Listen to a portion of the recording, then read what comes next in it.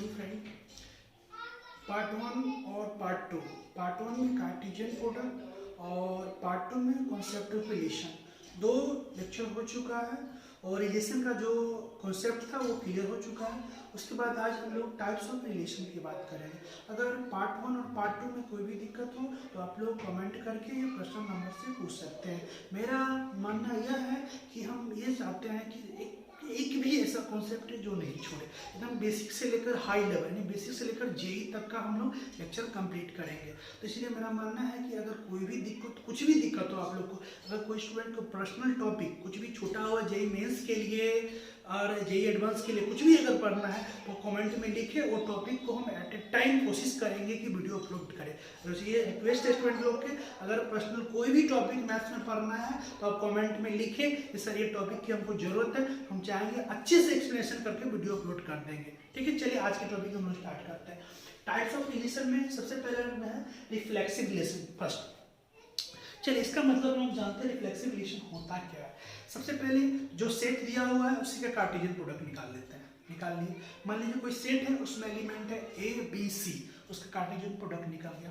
ठीक है, अगर रिफ्लेक्सिव रिलेशन होगा, क्या होगा? अगर रिफ्लेक्सिव रिलेशन होगा, अगर रिफ्लेक्सिव रिलेशन होगा दैट मीन सेट के अंदर जो एलिमेंट दिया हुआ है उसका सारा डबलेट रिलेशन में आ जाए। ये समझिए, अगर रिफ्लेक्सिव रिलेशन होगा तो सेट के अंदर जो एलिमेंट दिया हुआ है उसका सारा डबलेट आ जाए। तो डबलेट का मतलब क्या होता है समझिए, अगर सेट है जिसमें एलिमेंट है ए बी सी तो उसका डबलेट क्या होगा? ए बी बी सी सी, ये डबलेट होता है। अगर कोई रिलेशन रिफ्लेक्सिव होगा तो सेट के अंदर जितना एलिमेंट दिया हुआ है उसका सारा डबलेट रिलेशन में आ जाए, वो क्या बन जाएगा? Reflexive relation. अगर उसके अलावा और कुछ भी एलिमेंट दिया हुआ है तो उससे मतलब नहीं है, वो हमेशा एक क्या बनेगा? रिफ्लेक्सिव रिलेशन बनेगा। It's clear. चलिए आगे देखते हैं, फिर इसके एग्जांपल समझते हैं। सबसे पहले रिफ्लेक्सिव रिलेशन का जो फॉर्मेट होता है, जो रिफ्लेक्सिव रिलेशन दिया हुआ है उसका फॉर्मेट क्या होता है सबसे पहले हम लोग वो जानते हैं। इसका जो फॉर्मेट होता है वो जानते हैं क्या होगा। सबसे पहले ये रिलेशन जो इसमें a, बिलोंग्स टू r होगा फॉर ऑल, कोई सेट ए से लिया जाएगा। एक फॉर्मेट है, दिमाग में डाल लीजिए, क्या है? फॉर्मेट है। इसी से हम फॉर्मेट को यूज करके क्वेश्चन क्या करेंगे? प्रूव करेंगे, प्रूव दैट करेंगे। अगर कोई रिलेशन है, देखिए एक हम बोले थे रफली जो समझाएं, अगर रिलेशन है तो सेट जो एक सेट ए है, सेट के अंदर जो एलिमेंट दिया हुआ है अगर सारा डबल सेट है, सेट के अंदर जो एलिमेंट दिया हुआ है उसका सारा डबलेट अगर रिलेशन में आ जाए तो क्या बन जाएगा? एक रिफ्लेक्सिव रिलेशन बन जाएगा। एग्जांपल लेते हैं, अगर एक सेट है, सेट एलिमेंट ए कॉमा बी और सी है, इसी का हम लोग क्या निकालेंगे? Cartesian product. क्या निकाले हैं? Cartesian product. कार्टेशियन प्रोडक्ट में कोई दिक्कत नहीं होना चाहिए, अच्छे से क्लियर किए थे तभी। अगर कोई डाउट होगा तो कमेंट में कीजिएगा। चलिए इसका हम लोग कार्टेशियन प्रोडक्ट निकाल लेते हैं। क्या क्या होगा देखिए, ए से बी, पहले से कंप्लीट कर रहे हैं, फिर ए से सी। चलिए फिर क्या कर रहे हैं हम लोग? बी से ए, बी से बी, बी से सी। बी से भी कंप्लीट हो गया। अब कंप्लीट किससे कर रहे हैं? सी से कर रहे हैं हम लोग। सी से ए, सी से बी, सी से सी, ये कंप्लीट हो गया। देखिए ए से ए से बी, ए से सी, बी से ए, बी से बी, बी से सी बन गया, सी से ए, सी से बी, सी से सी, कार्टेशियन प्रोडक्ट बन गया। ठीक है, चलिए अब सबसे पहले क्वेश्चन में ये बोले थे, वो बोलेगा कि रिलेशन किस में बना है, तो यहाँ रिलेशन जो बन रहा है किस में बन रहा है? सेट ए में बन रहा है। अगर सेट ए में जितना एलिमेंट दिया हुआ है उसका सारा डबलेट आ जाए वो क्या बनेगा? Reflexive relation. उसके अलावा कुछ भी है उससे हमको मतलब नहीं है। चलिए समझते हैं कुछ एग्जांपल लेकर के। सबसे पहले R1 ले लेते हैं, इसमें लिखिए ए कॉमा बी कॉमा सी। देखिए सबसे पहले ये इसका सबसेट है, क्लियर? ये इसका सबसेट है, क्लियर? रिफ्लेक्सिव रिलेशन का कांसेप्ट क्या कहता है? सेट ए में जितना एलिमेंट दिया हो सारा डबलेट होना चाहिए। तो क्या बनेगा, रिफ्लेक्सिव रिलेशन बनेगा। देखिए ए का डबलेट ए, बी का डबलेट बी बी, सी का डबलेट सी सी, तो क्या बनेगा, एक रिफ्लेक्सिव रिलेशन बन गया। क्लियर। सेकंड लीजिए R2। जो R2 रिलेशन है वो किसके बराबर है, जो R2 रिलेशन है वो किसके बराबर है, वो जो R2 जो रिलेशन है एक कार्टेशियन प्रोडक्ट के बराबर है। इसका मतलब क्या हुआ, ये सारा एलिमेंट इसमें आ जाएगा, सारा आ जाएगा। इसका मतलब देखिए इसमें ए बी बी सी सी, उसके अलावा बहुत सारा है। इसका मतलब क्या हुआ, ये भी एक क्या बन जाएगा, रिफ्लेक्सिव रिलेशन हो जाएगा। ये भी क्या बन जाएगा, रिफ्लेक्सिव रिलेशन बनेगा।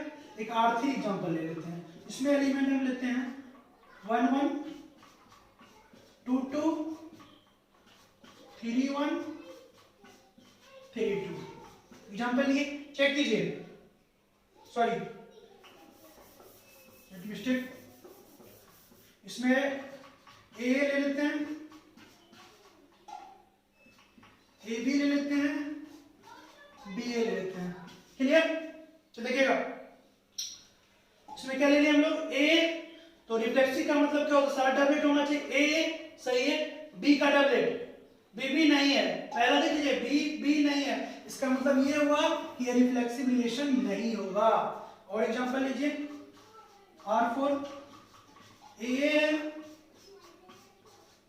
बी बी भी है, बी सी है, सी भी है।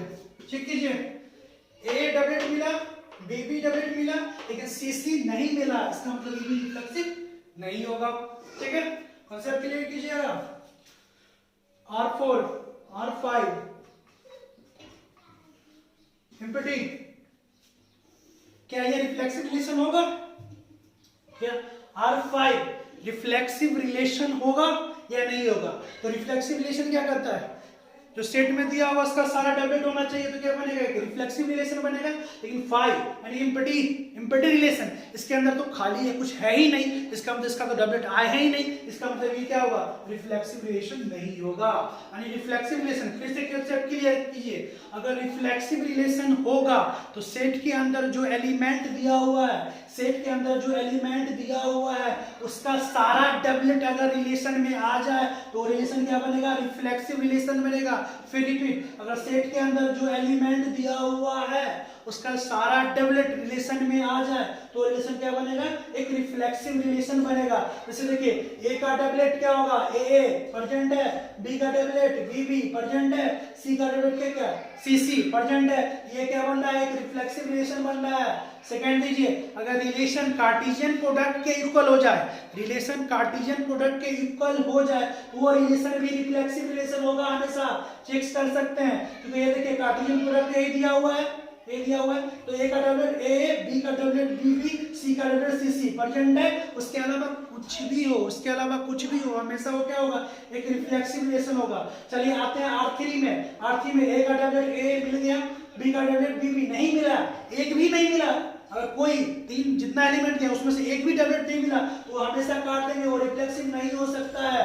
R4 ए का डबलेट ए, बी का डबलेट बी बी और सी का डबलेट नहीं मिला, ये भी रिफ्लेक्सिव नहीं होगा। क्लियर। और एक एम्पटी रिलेशन, इसके अंदर जानते हैं कि एलिमेंट है ही नहीं, इसका मतलब क्या हुआ, इसमें तो डबलेट आया ही नहीं, इसका मतलब क्या हुआ कि ये भी रिफ्लेक्सिव यानी एम्पटी रिलेशन भी रिफ्लेक्सिव रिलेशन नहीं होगा। हम लोग टाइप्स ऑफ रिलेशन में रिफ्लेक्सिव रिलेशन के बारे में कॉन्सेप्ट क्लियर कर चुके हैं। अगर इसमें कोई भी दिक्कत हो कॉन्सेप्ट समझने में तो आप लोग कमेंट कीजिएगा और पूछिएगा।